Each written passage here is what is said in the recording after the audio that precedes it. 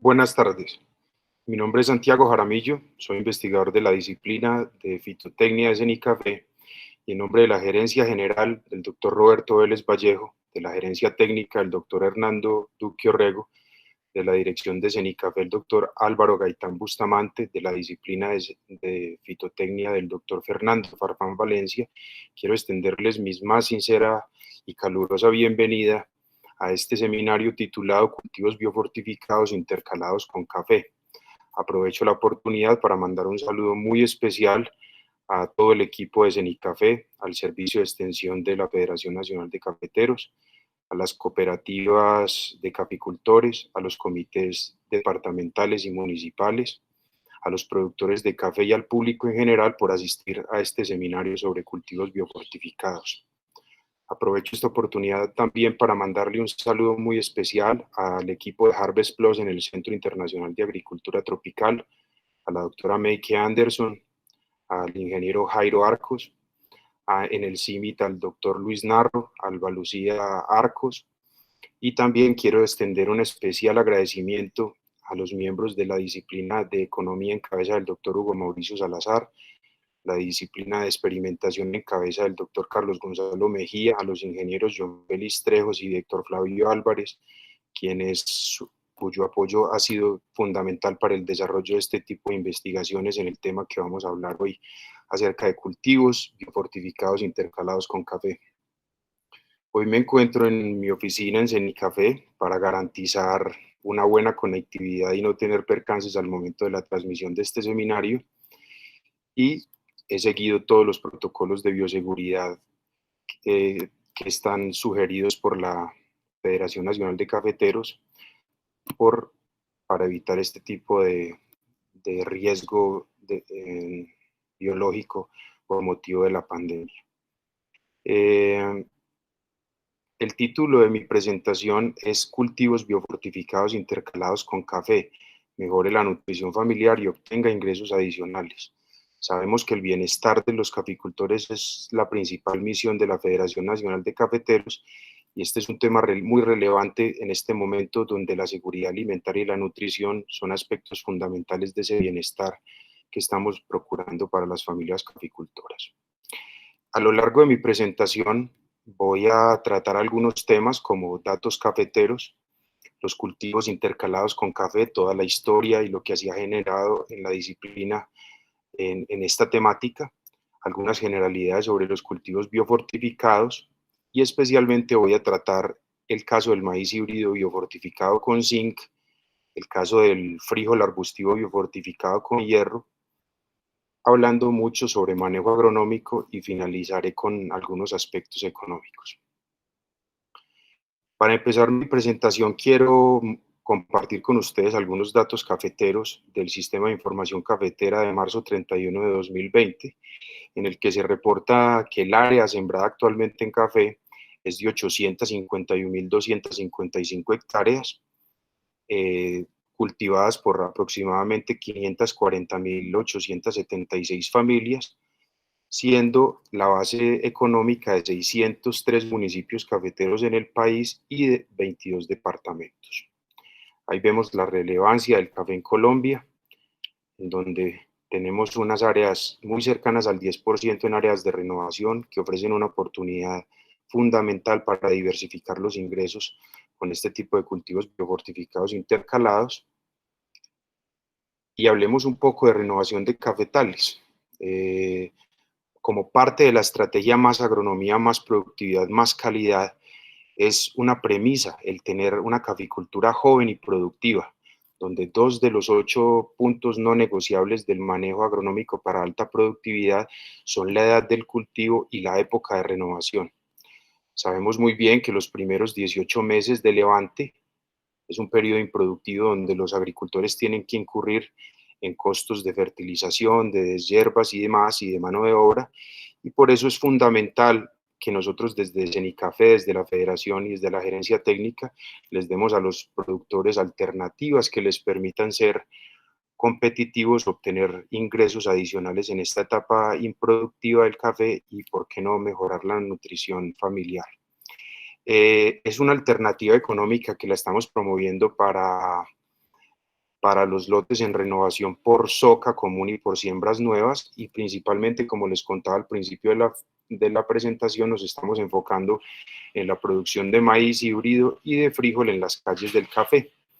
Acá traigo también un dato donde dice que del SICA 2019, donde el año pasado se renovaron en Colombia 80.227 hectáreas por los métodos de siembra soca común y siembras nuevas. Nosotros sabemos que en general un gran porcentaje del área, entre el 70 y el 80% es en soca común y entre el 20 y el 30% por la modalidad de siembras nuevas. Pasando al tema central de mi presentación, que son los cultivos intercalados con café, quiero empezar con una definición de intercalamiento. Según Andrews y Kazam, en 1976, el intercalamiento es una práctica de cultivar dos o más especies en el mismo terreno al mismo tiempo. En la fotografía podemos ver una siembra de café donde está intercalado este híbrido de maíz. Algunas ventajas de los cultivos intercalados con café es primero generar ingresos y reducir los costos de establecimiento del cafetal en sus meses improductivos. También se ha documentado muy bien la protección del café a problemas climáticos como los vientos fríos durante la noche, y brindan también un sombrío transitorio en áreas donde es muy alta la temperatura y la radiación, y este tipo de intercalamiento con cultivos de sombrío transitorio puede representar una mayor eficiencia en el uso del agua del suelo. Los intercalamientos también tienen unas ventajas muy conocidas sobre mejorar las características del suelo desde el punto de vista de estructura, debido al aporte de materia orgánica.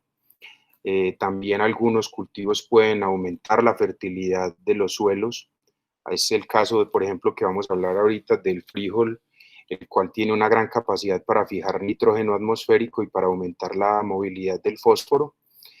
La actividad microorgánica en los suelos que han sido intervenidos con cultivos intercalados también aumenta ostensiblemente, y los residuos de cosecha y hojarasca de estos cultivos también son una gran alternativa para disminuir la erosión. Por no decir también que la parte de biodiversidad en este tipo de cultivos intercalados aumenta muchísimo.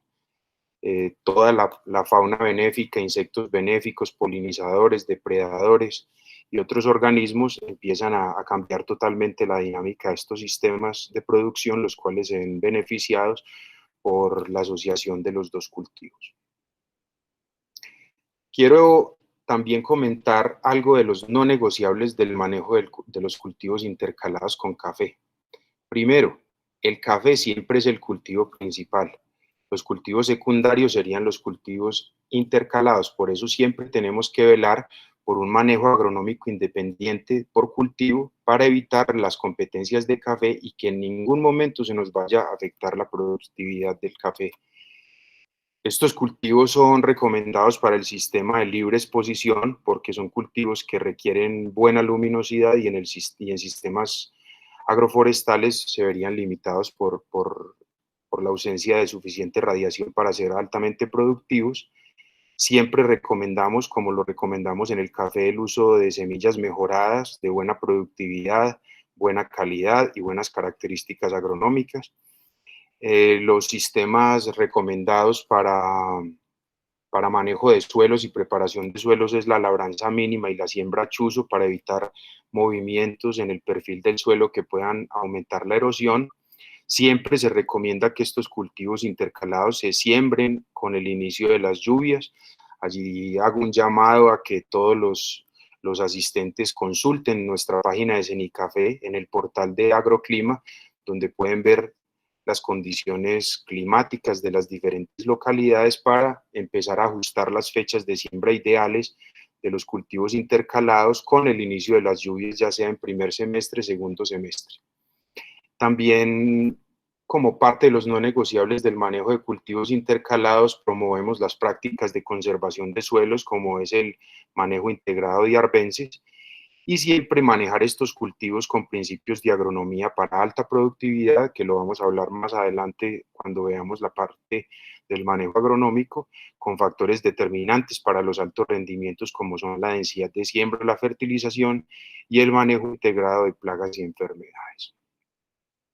La historia de la investigación en el intercalamiento es bastante larga aquí en Cenicafé, liderados por el doctor Mestre, el doctor Moreno.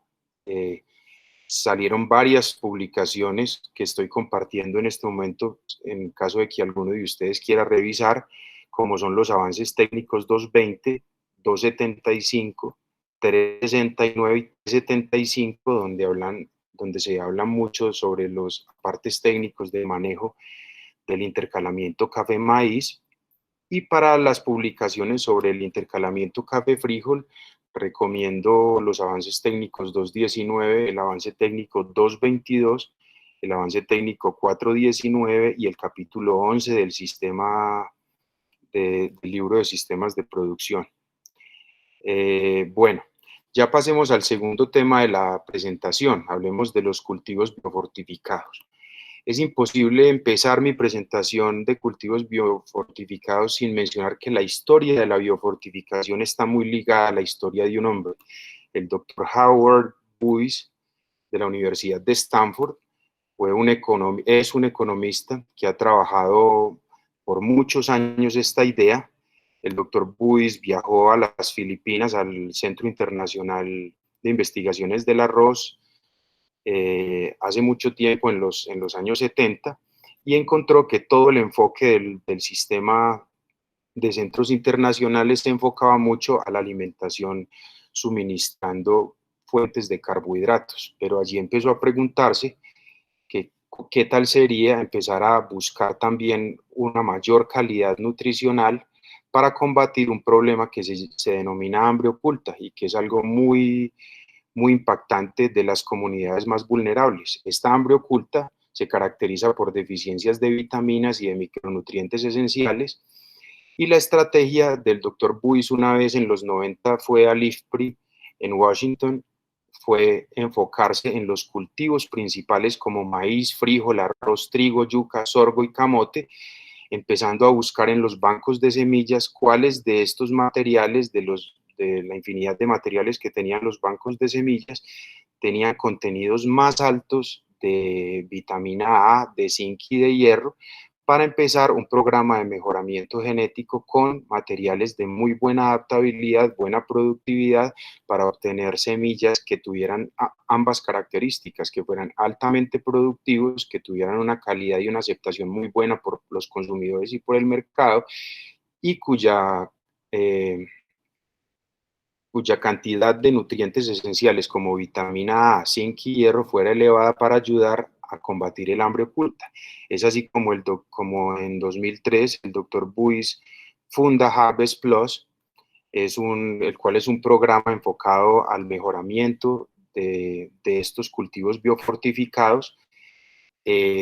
Cabe resaltar que siempre Harvest Plus realiza en todos los cultivos que promociona técnicas de mejoramiento convencional. Nunca los cultivos biofortificados son transgénicos, son cultivos altamente seguros para consumir, son cultivos que no afectan las reservas de micronutrientes en el suelo, que son aceptados por los consumidores en términos de sabor, de calidad industrial, calidad nutricional, y sobre todo que son muy similares a las variedades de alto rendimiento y tienen muy buen desempeño agronómico y excelente calidad nutricional.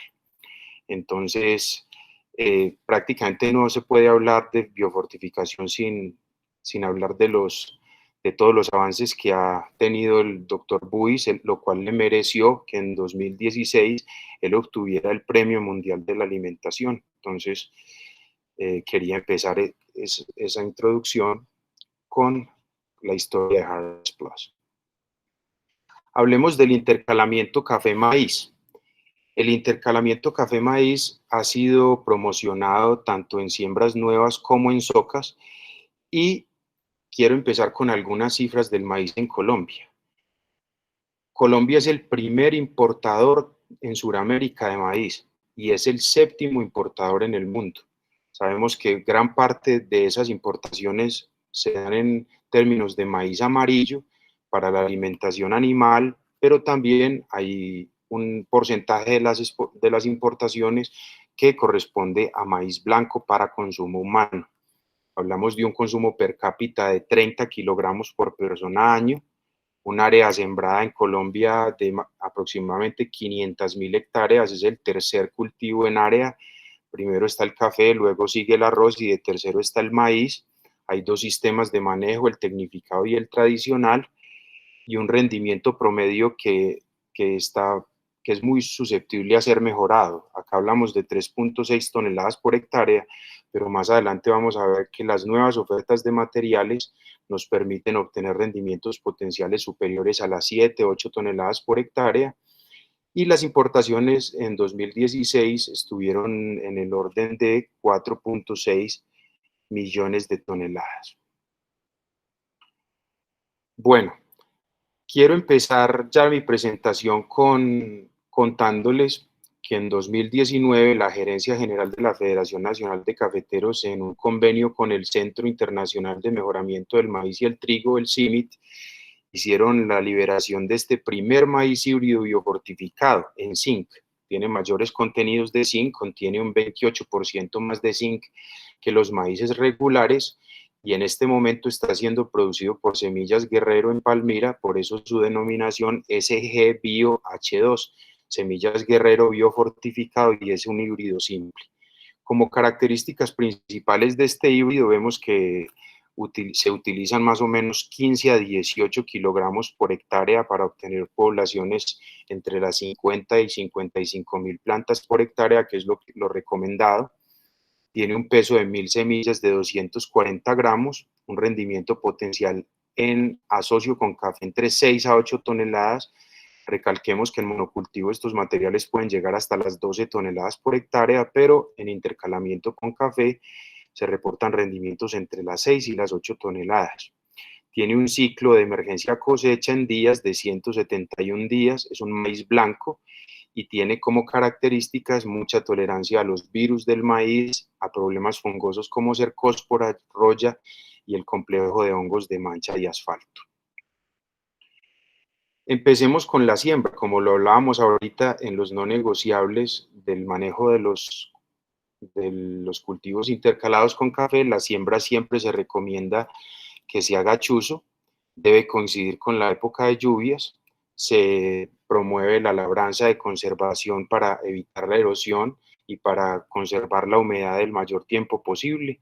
Sabemos que los requerimientos de la establecimiento y floración son bastante altos, entonces por eso recomendamos sembrar al inicio de la época lluviosa, y debe realizarse a chuzo cuidando una profundidad de más o menos 4 a 5 centímetros y depositando de 2 a 3 semillas por sitio, tapando y apretando el sitio.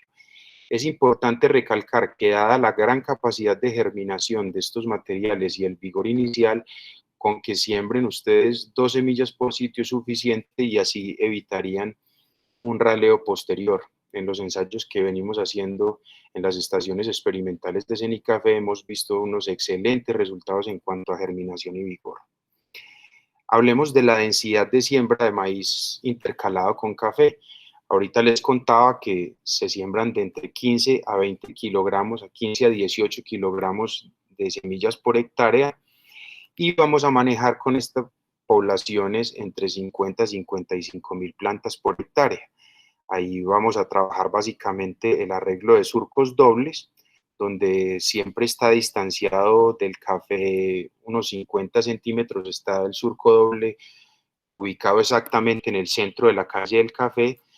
Ahí debemos ajustar de acuerdo a la densidad de siembra del café. Si, por ejemplo, tenemos un café sembrado a 1,40 por 1, pues tendríamos 50 centímetros a un lado, 40 centímetros entre el surco doble del maíz y 50 centímetros para el otro lado del café, depositando más o menos unas 7 semillas por metro lineal, o si queremos ser más precisos, sembrando a cada sitio, como tenemos 2 semillas por sitio a 52 centímetros de separación, obtenemos fácilmente la densidad de 53.000 plantas por hectárea.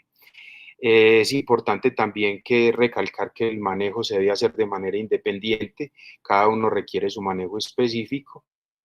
Estamos recomendando, de acuerdo a investigaciones de Cenicafé, que tanto en siembras nuevas como en lotes renovados por soca se realicen 2 siembras de café. Ojalá, si se realiza la soca en época seca, como siempre se recomienda, podemos estar esperando 2 meses y apenas inicien las lluvias podemos empezar con la siembra simultánea del maíz intercalado, y en siembras nuevas se puede hacer de manera simultánea.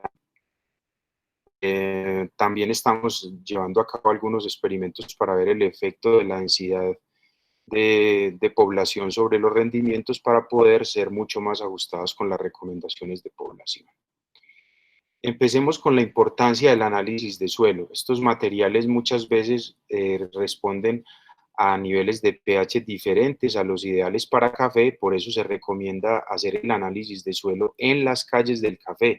Generalmente los productores hacen sus análisis de suelo en el plato, y la fertilidad del plato es totalmente diferente a la de las calles, ya que gran parte de la fertilización y de las enmiendas que se realizan a nivel de plato, pero el panorama de fertilidad en las calles es totalmente diferente. Por eso estamos recomendando análisis completo a nivel de calles del café a una profundidad de 20 centímetros, y este análisis nos permite conocer el pH del suelo, los niveles de nutrientes y los requerimientos de encalamiento y fertilizantes que necesitamos para tener una cosecha productiva y de buena calidad. Se recomienda hacer el análisis 2 meses antes de la siembra para, en caso de tener problemas de acidez de pH, podamos corregir fácilmente más o menos entre 30 a 45 días antes de la siembra para tener condiciones de pH ideales al momento que el maíz sea sembrado. A manera de fertilización, quiero hablar de cómo estamos manejando la fertilización de este híbrido biofortificado. Si contamos con 25.000 sitios por hectárea, estamos aplicando aproximadamente al inicio de la siembra, estamos aplicando fósforo y potasio, sobre todo. Sabemos que el DAP tiene 18% de nitrógeno, 46% de P2O5, y el KCl nos da 60 kilogramos por hectárea de potasio. Entonces estamos recomendando una dosis por hectárea de 200 kilogramos de DAP, 100 kilogramos de KCl, y si convertimos eso a gramos por sitio, estamos trabajando 8 gramos de DAP y 4 gramos de KCl. La segunda fertilización es básicamente nitrógeno y potasio, se hace a los 30 días después de emergencia, cuando el maíz presente 6 pares de hoja, y ahí estamos aplicando por hectárea 100 kilogramos de urea y 100 kilogramos de KCl, que si lo convertimos a gramos por sitio, hablamos de 4 gramos de urea y 4 gramos de KCl. Y la tercera fertilización la hacemos en la etapa B10, a los 45 días después de germinación, solamente con nitrógeno, aplicando por hectárea 100 kilogramos de urea y aplicando por sitio 4 gramos de urea. Bueno, es muy importante también recalcar el manejo integrado de arbences. Aquí estamos siempre recalcando que el manejo de coberturas es fundamental para reducir la erosión. Una buena preparación del sitio es fundamental para tener una presión baja de arbences. Muchas veces, si son lotes en socas, la ramilla del café es una barrera física fantástica que nos sirve para evitar la proliferación de arbences durante las etapas iniciales del cultivo, y siempre recomendamos, como es el caso del café, utilizar un manejo integrado, utilizando guadaña, utilizando machete, utilizando el selector de arbences, para siempre tratar de mantener coberturas nobles. Siempre se recomienda también repicar y dejar los residuos de cosecha del maíz sobre la superficie del suelo una vez se haya terminado la campaña de producción, ya que esta barrera física también permitirá que tengamos una baja incidencia de arbences en la segunda cosecha del maíz.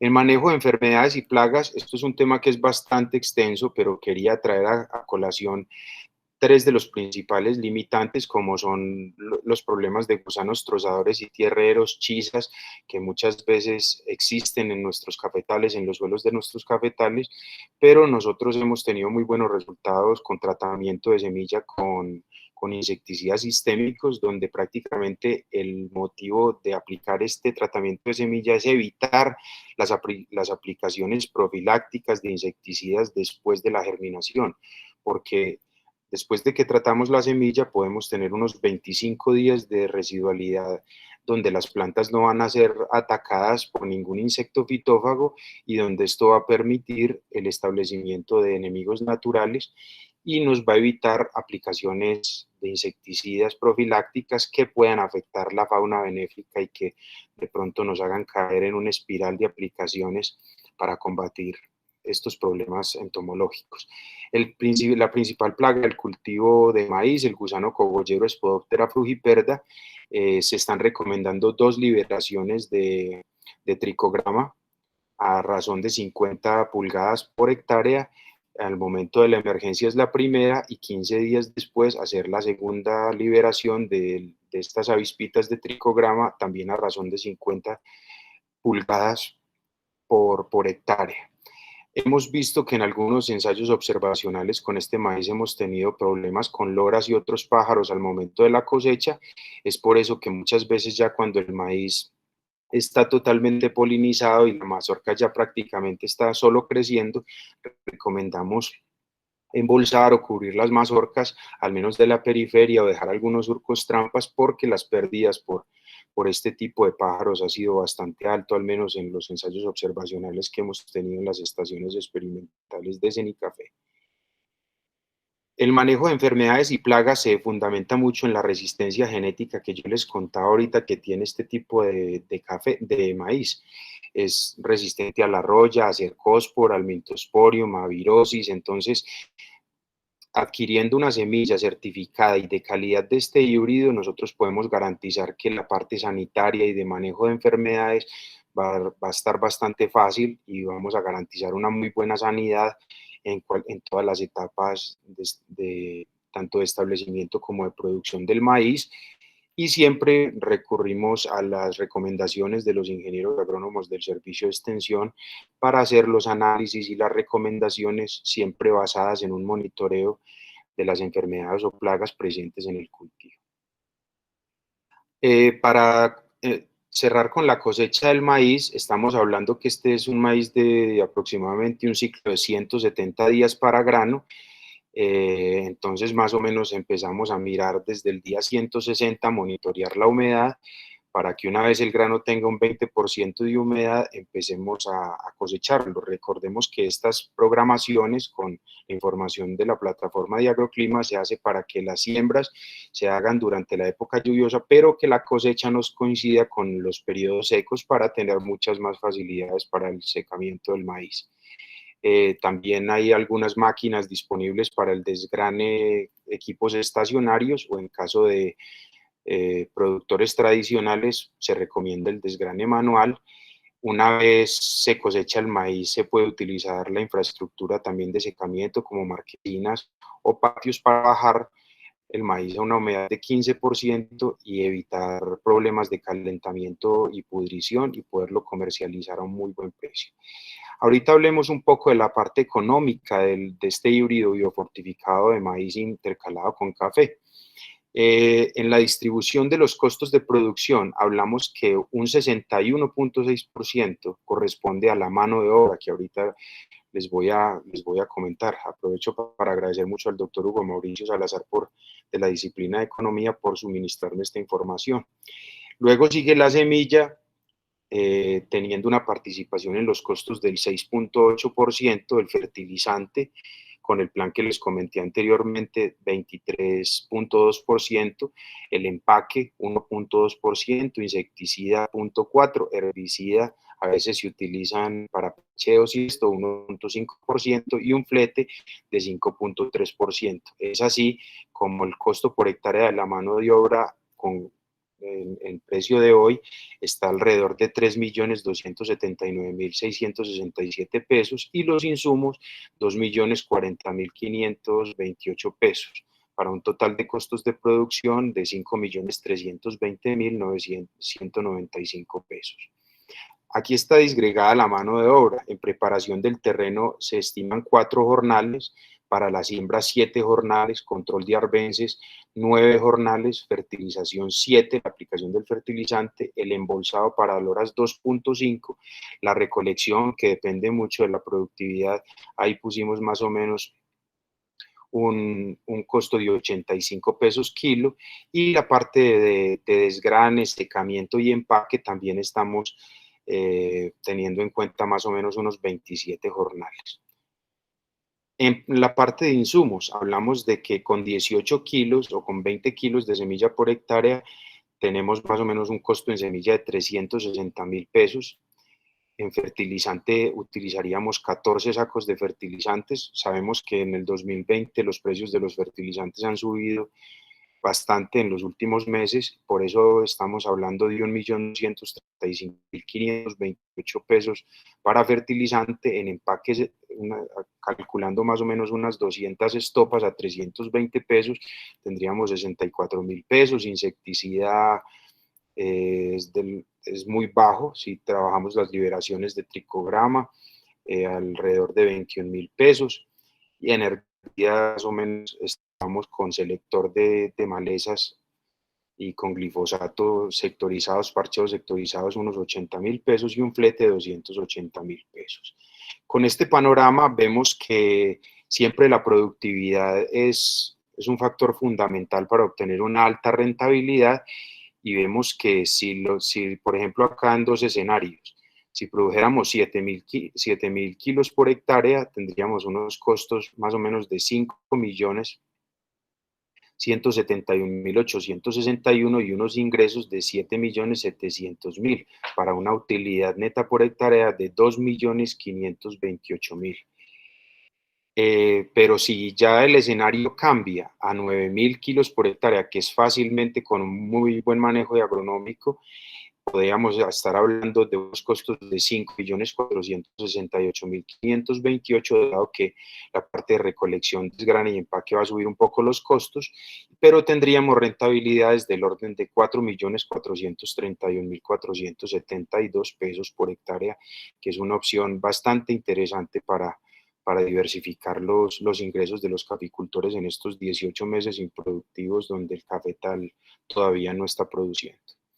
Y estamos viendo aquí un escenario de precios donde cómo serían los ingresos con una productividad de 8.000 kilos por hectárea a diferentes precios. Por ejemplo, acá tenemos precios por kilogramo muy cercanos a lo que se está manejando actualmente en el mercado, que fluctúan entre 950 a 1.250 pesos por kilogramo, y vemos que en un escenario muy bueno, por ejemplo, de precios, podríamos tener rentabilidades de 4.679.805 pesos.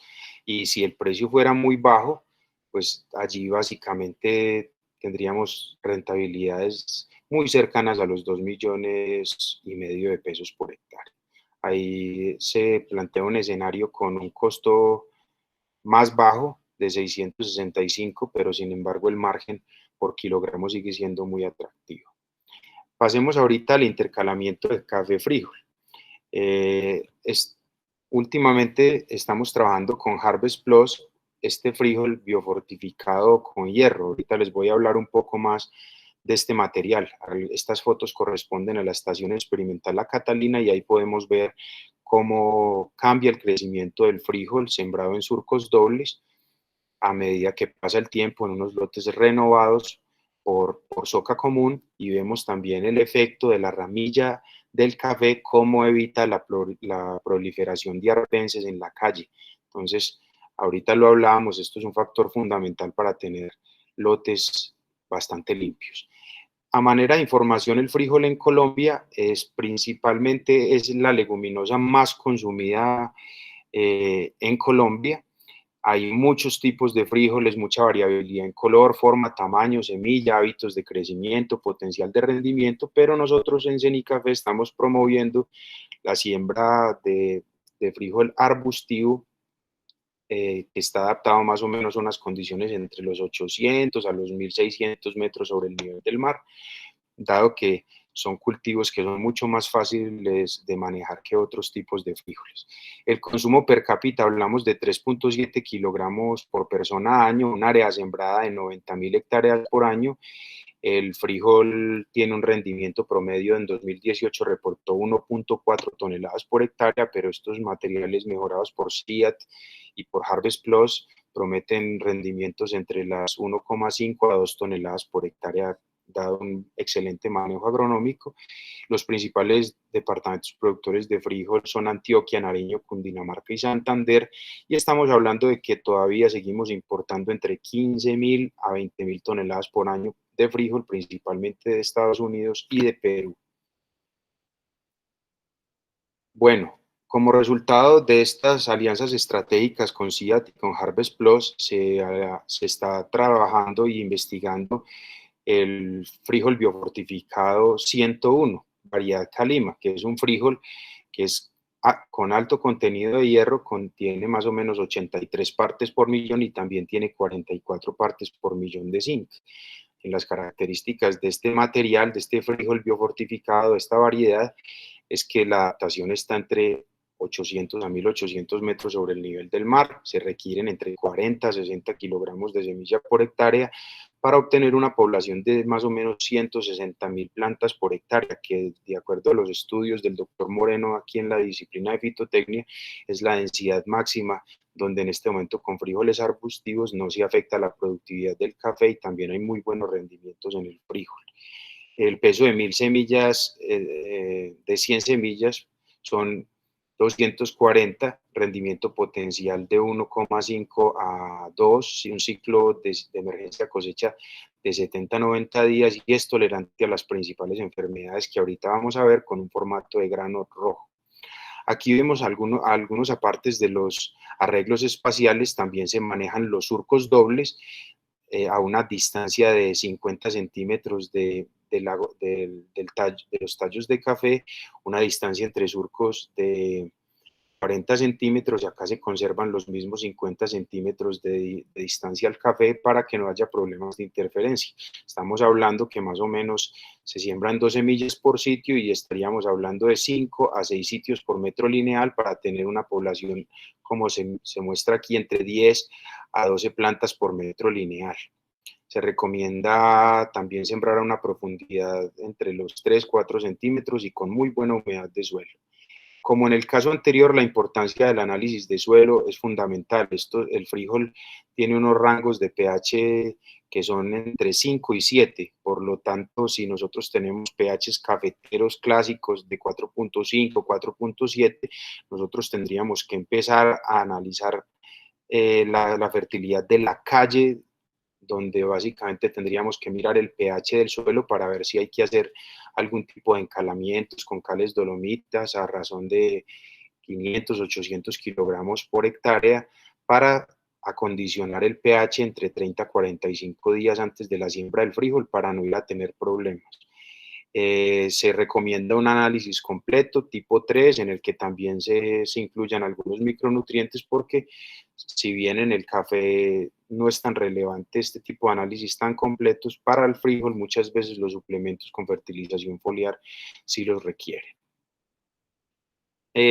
Si quisiéramos entrar a corregir el pH del suelo por un pH ácido, tenemos que, las recomendaciones de Harvest Plus hablan que podemos usar entre 500 a 800 kilogramos de cal dolomítica por hectárea de 30 días antes de la siembra, y las ventajas de corregir este pH a nivel de calles es que disminuye mucho la incidencia de hongos del suelo y aumenta la disponibilidad de algunos nutrientes que están fijados por el efecto de pH del suelo ácido. Entonces, muchas veces al corregir este pH puede aumentar la disponibilidad de ciertos nutrientes.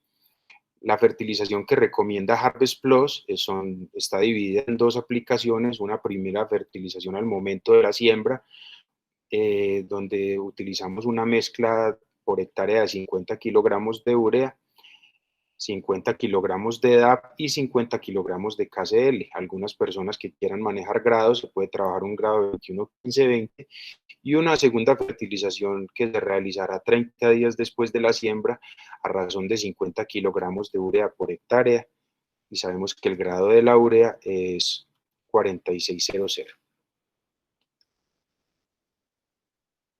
En cuanto a manejo de arbences, el frijol por ser de un porte bajo requiere mucho un manejo muy juicioso de las arbences. Si bien vimos en la foto anterior que la ramilla del café es una excelente barrera para evitar la proliferación temprana de las arbences, hablamos de que el periodo crítico de interferencia con arbences está alrededor de los 45 días después de la emergencia del frijol. También tenemos que tener en cuenta que el plato del café debe permanecer libre de arbences y el manejo integrado de arbences siempre recomienda el establecimiento de coberturas nobles para que no se afecte la productividad del sistema. Allí está el avance técnico número 307, donde nos habla muy bien sobre el manejo integrado de arbences.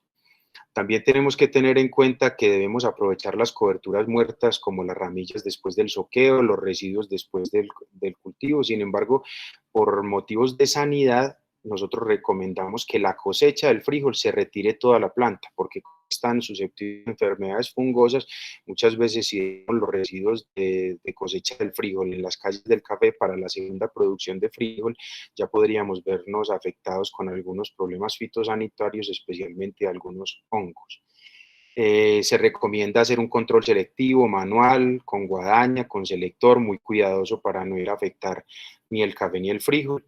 Y se deben siempre emplear herbicidas que tengan registro ICA para café y registro ICA para el frijol. Por ejemplo, es el caso de los preemergentes tipo pendimetalina o graminicidas del ingrediente activo foaciclobutil.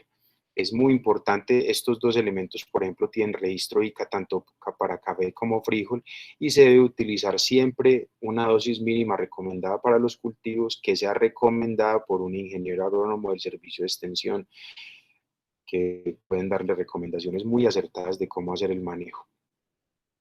Hablemos de las enfermedades del frijol, uno de los factores más importantes. Si bien estos materiales que están mejorados por CIAT y Harvest Plus vienen con muy buenas características en cuanto a resistencias a enfermedades fungosas y virosis, siempre es fundamental que el manejo integrado de arbences es fundamental porque muchas veces hay algunas arbences que son hospederas y empiezan a ser también una fuente de inóculo para hongos que pueden afectar el frijol.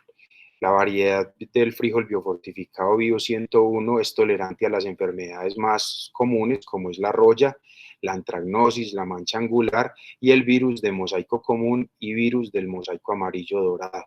Recordemos que nunca hablamos totalmente de una resistencia, sino que hablamos más de una tolerancia y esto no significa inmunidad. Por lo tanto, se recomienda un manejo integrado. Los invito a que vean en nuestro canal de YouTube el día de campo que se realizó hace más o menos unas 2 semanas sobre el lanzamiento de este frijol biofortificado con hierro, donde el doctor Carlos Ariel Ángel nos hace una presentación muy completa sobre el manejo integrado de las enfermedades del frijol. En resumen, para el manejo de las enfermedades de este cultivo se recomienda la rotación de cultivos, eh, evitar siembras muy profundas, evitar el encharcamiento, reducir la humedad del suelo, semilla certificada y el uso de algunos fungicidas protectantes y sistémicos. Las plagas del frijol también es un aspecto fundamental del manejo. Otra vez extiendo la invitación para que revisen nuestro día de campo virtual disponible en la página de Cenicafé a través de YouTube, donde la doctora Zulma Nancy Gil nos explica muy bien todas las prácticas que están relacionadas con el manejo de estas plagas del frijol. Acá traigo a colación algunos, como los grillos, los insectos trozadores como Agrotis y Spodoptera, la mosca blanca, que es muchas veces una plaga muy limitante para el desarrollo del cultivo y para la transmisión de virus, el lorito verde, diabrotica, los crisomélidos muchas veces nos hacen daño en las hojas, los trips y los falsos medidores. Como manejo de plagas, también se recomienda una rotación de cultivos, una semilla certificada tratada, manejo de arbences y de hospedantes, la eliminación de residuos de cosecha y de las plantas afectadas, como lo mencionaba anteriormente, y prácticas culturales como la trampa de luz, las trampas plásticas pegajosas, liberación de parasitoides, aplicación de hongos entomopatógenos y solo aplicación de insecticidas recomendados por un ingeniero agrónomo después de hacer un monitoreo muy juicioso de las poblaciones y de la incidencia de estas plagas. La cosecha se realiza cuando, si queremos cosechar en 20 más o menos, tenemos que cosechar al 25% de humedad y si queremos para grano seco al 19%. Siempre es fundamental hacer una muy buena planeación de la cosecha. Aquí, por ejemplo, vemos algunos elementos recomendados por Harvest Plus. Se recomienda también, por ejemplo, arrancar toda la planta y ponerlas a secar. La trilla tradicionalmente utilizada por los productores como la trilla manual a garrote, o acá vemos la trilla asistida mecanizada con una máquina recomendada por Harvest Plus. Ahorita vamos directamente a hablar de los costos de producción. Hablamos de que la mano de obra, una vez más, es el mayor rubro, que representa un porcentaje de 63.9% en los costos de producción, la semilla 19.1%, el fertilizante 8.2%, el empaque 0.2%, el insecticida 1.9%, control biológico 2.1%, fungicida 1.5%, herbicida 2% y el flete 1%. Hablamos de costos de mano de obra alrededor de los 2.674.000 pesos y de insumos 1.510.832 para unos costos totales de 4.184.000 pesos. Acá vemos la disgregación de la mano de obra, preparación del terreno 10 jornales, siembra 12 jornales, control de arbences 9, fertilización 3, manejo de plagas y enfermedades 3 y recolección y beneficio 27, para un total de mano de obra de 2.674.000 pesos. Y la disgregación de los insumos, utilizando 50 kilogramos de semilla, hablamos de 800.000 pesos por hectárea, fertilizante 4 sacos, 344.532, empaque, 30 estopas más o menos, a 320 pesos, tienen un costo de 9.600 y insecticida 78.000 pesos, control biológico casi 90.000 pesos, fungicida 62.800, herbicida 84.900 y el flete, hablamos de más o menos un costo de 35 pesos por kilogramo para un valor total de 42.000 pesos, así dándonos un valor total de los insumos de 1.510.000 pesos. Como en el caso anterior, siempre la productividad está en función de la utilidad. A medida que aumentemos la productividad, vamos a tener un margen mucho más alto. Hablamos que de una productividad de 1 tonelada por hectárea nos puede estar dando más o menos una utilidad de 1.300.000 pesos por hectárea, pero a medida que aumentemos esta productividad con un muy buen manejo agronómico y llegando hasta los niveles de 1,5 toneladas o hasta 2 toneladas por hectárea que nos habla Harvest Plus, podríamos tener utilidades netas por hectárea además de los 3.474.000 pesos. Aquí vemos el mismo escenario donde prácticamente los precios de este frijol han fluctuado en los mercados entre los 4.500 y los 6.000 pesos por kilogramo, y vemos que en un escenario donde una productividad promedio sea de 1.2 toneladas por hectárea, podemos con precios de 4.500 pesos obtener utilidades o ingresos de más o menos 1.215.169, y si alcanzamos precios de 6.000 pesos por kilogramo, podríamos tener con esa misma productividad rentabilidades hasta de 3.015.000 pesos por hectárea. Aquí se maneja un precio marginal de 3.487 pesos y ahí ustedes pueden ver cómo son los márgenes de contribución por kilogramo. Quiero cerrar mi presentación antes de responder algunas de sus preguntas, hablando de las líneas especiales de crédito que están disponibles para los caficultores afectados por la actual emergencia. Los invito a que empiecen a mirar cómo son estas líneas especiales de crédito. Ahí en la parte inferior ven la línea gratuita 018-950-070, donde los beneficiarios son pequeños y medianos productores, donde se les financia la siembra de maíz blanco, amarillo y frijol, plazo de 1 año, periodo de gracia de 1 año, y la tasa de interés efectiva anual es para pequeños el DTF más el DTF efectivo anual, y para medianos hablamos del DTF más el 2% efectivo anual. Hablamos de que las garantías por el Fondo Agropecuario de Garantías para pequeños es del 80% y para medianos de 60%.